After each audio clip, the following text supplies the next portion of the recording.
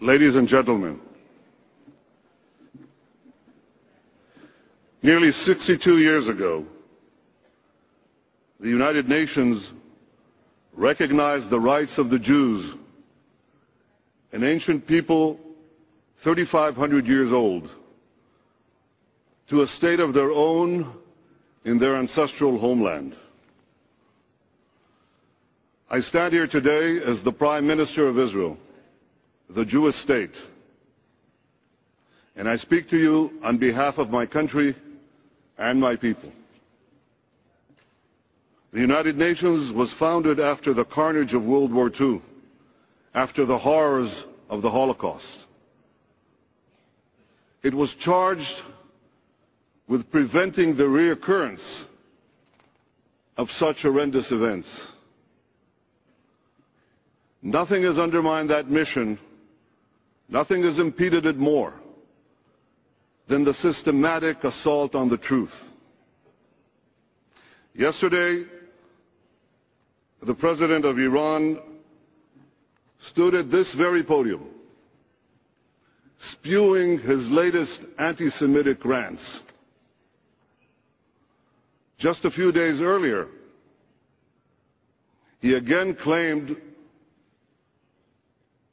that the Holocaust is a lie. Last month, I went to a villa in a suburb of Berlin called Wannsee. There, on January 20th, 1942, after a hearty meal, senior Nazi officials met and decided to exterminate my people. They left detailed meetings or minutes of that meeting, and these minutes have been preserved for posterity by successive German governments. Here is a copy of the minutes of the meeting of senior Nazi officials instructing the Nazi government exactly how to carry out the extermination of the Jewish people. Is this protocol a lie? Is the German government, all German governments, lying? A day before I was in Wannsee, I was given in Berlin the original construction plans for the Auschwitz-Birkenau concentration camp. These plans of the Auschwitz-Birkenau concentration plans I now hold in my hand. They contain a signature by Heinrich Himmler, Hitler's deputy himself. Are these plans of the Auschwitz-Birkenau concentration camp where 1 million Jews were murdered? Are they a lie too?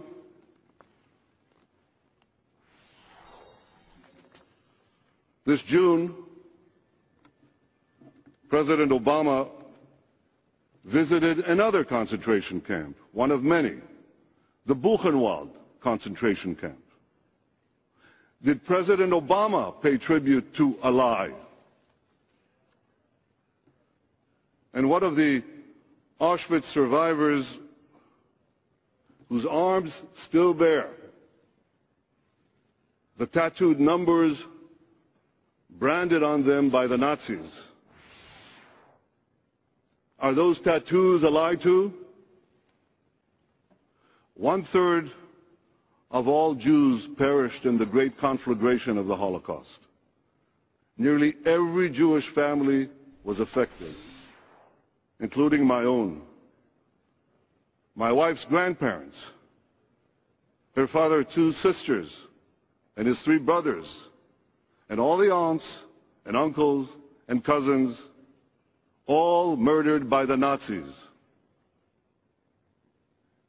Is this a lie? Yesterday, the man who calls the Holocaust a lie spoke from this podium. To those who refused to come, and to those who left in protest, I commend you. You stood up for moral clarity, and you brought honor to your countries. But to those who gave this Holocaust denier a hearing, I say on behalf of my people, the Jewish people, and decent people everywhere, have you no shame? Have you no decency?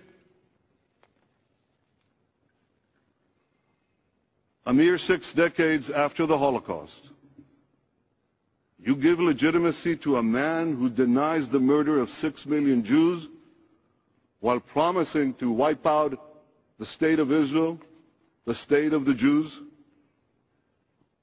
What a disgrace. What a mockery of the Charter of the United Nations. Now, perhaps some of you think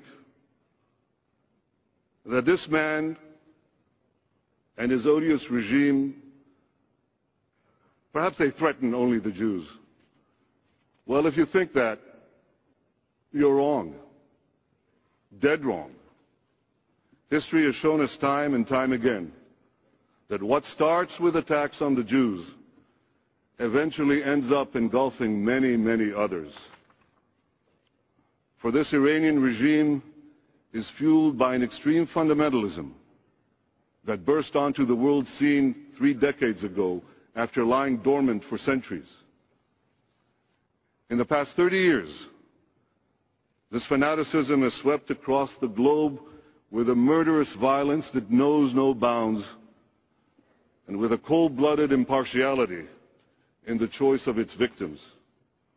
It has callously slaughtered Muslims and Christians, Jews and Hindus, and many others. Though it is comprised of different offshoots, the adherents of this unforgiving creed seek to return humanity to medieval times. Wherever they can, they impose a backward, regimented society where women, minorities, gays, or anyone else deemed not to be a true believer is brutally subjugated. The struggle against this fanaticism does not pit faith against faith, nor civilization against civilization. It pits civilization against barbarism, the 21st century against the 9th century, those who sanctify life against those who glorify death.